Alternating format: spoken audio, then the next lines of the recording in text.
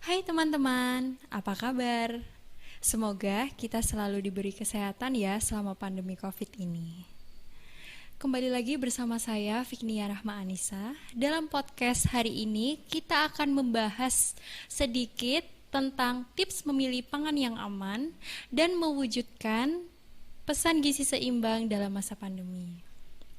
Langsung saja, dalam masa pandemi seperti sekarang ini, kita sebagai warga Indonesia dituntut untuk lebih teliti dalam memilih pangan yang aman untuk melengkapi kebutuhan gizi yang seimbang. Maka dari itu, dalam acara kali ini kami secara konsisten akan mengupas tuntas tentang tips memilih pangan yang aman dan mewujudkan pesan gizi seimbang dalam masa pandemi. Kita sekarang ditemani oleh narasumber kita yaitu Ibu Dr. Diana Evawati, MKes. Bagaimana Ibu kabarnya? Alhamdulillah baik. Gimana kabar Anda? Alhamdulillah baik juga Ibu. Oke Ibu, hari ini kami akan memberikan sedikit pertanyaan untuk Ibu tentang bagaimana sih kita menjaga pola makan di kala pandemi seperti sekarang ini.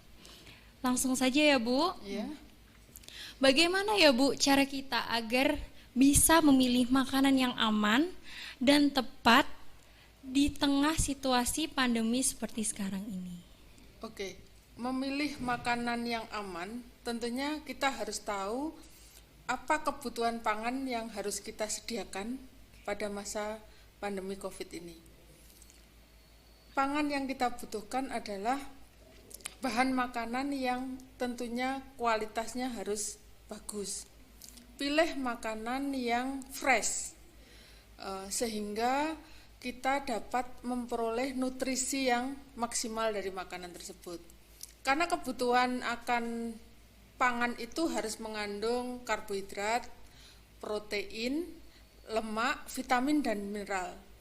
Karbohidrat itu dapat dari bahan makanan pokok kita, kemudian protein dari lauk, bisa itu protein dari bahan nabati maupun dari protein hewani.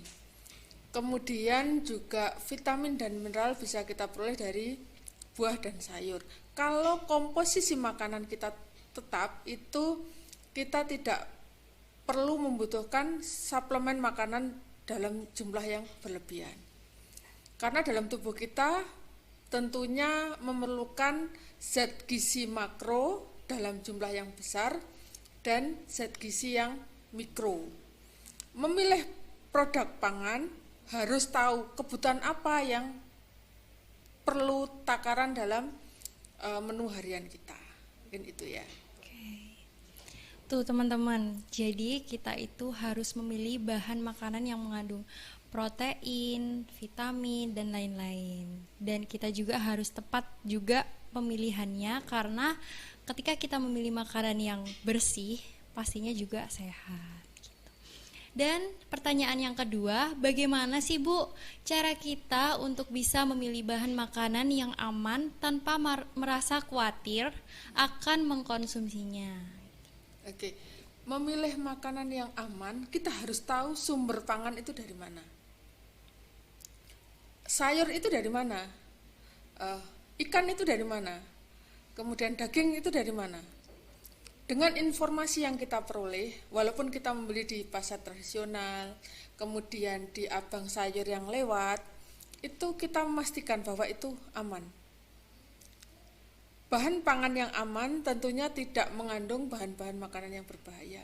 Kita harus tahu mengidentifikasi bahan makanan itu yang baik, harus dilihat dari warna, tekstur, mungkin juga aroma yang kita perlukan. Misalkan kalau memilih ikan, kita harus pegang juga, membal tidak. Yeah. Kemudian gimana matanya?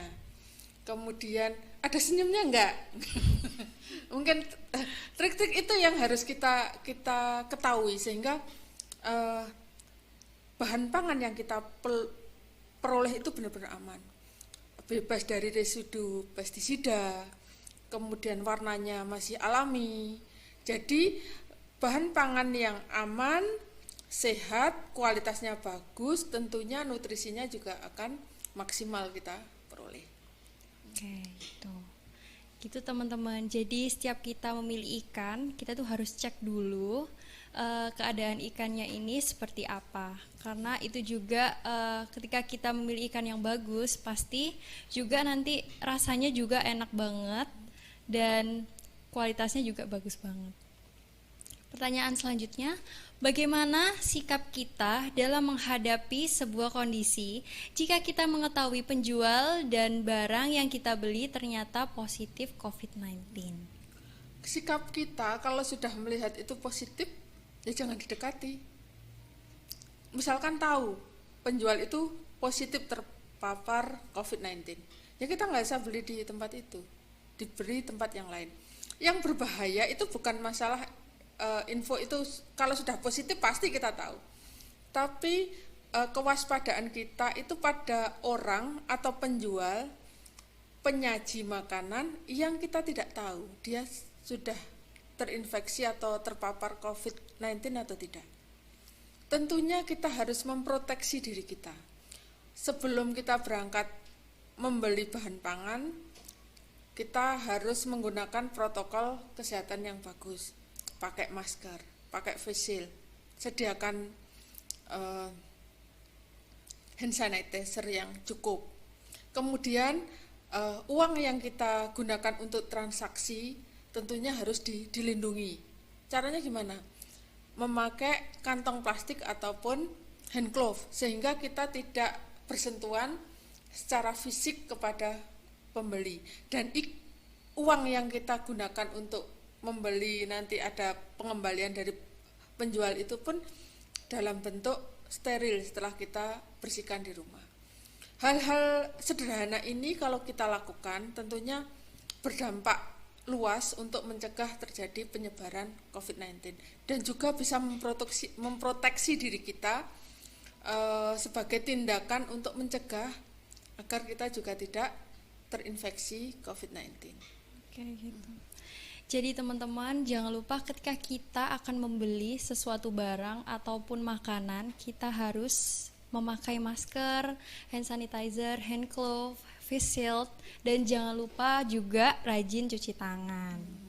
Dan pertanyaan selanjutnya, di mana tempat yang tepat untuk kita membeli bahan makanan yang aman dan higienis di tengah situasi pandemi seperti sekarang ini? Dan hal apa yang membuat Anda yakin bahwa tempat tersebut sangatlah aman untuk dikunjungi? Oke, kalau kita memilih tempat itu aman atau tidak?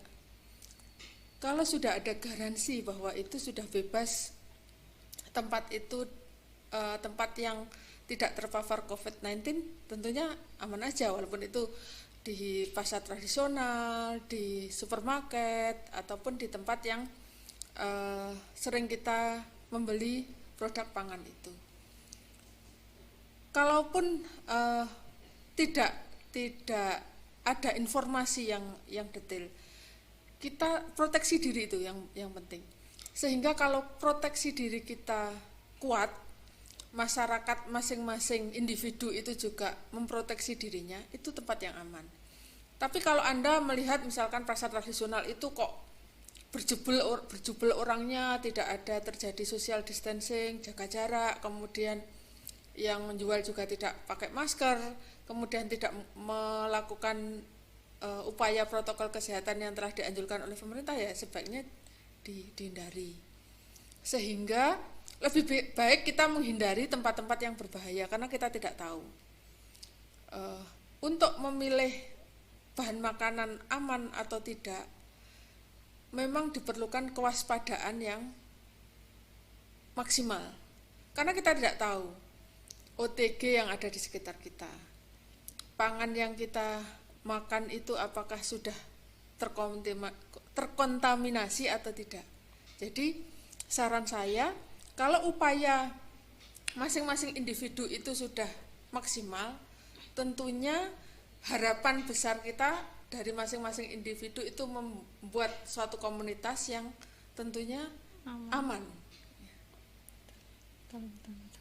Betul sekali teman-teman. Langsung aja kita ke pertanyaan yang kelima.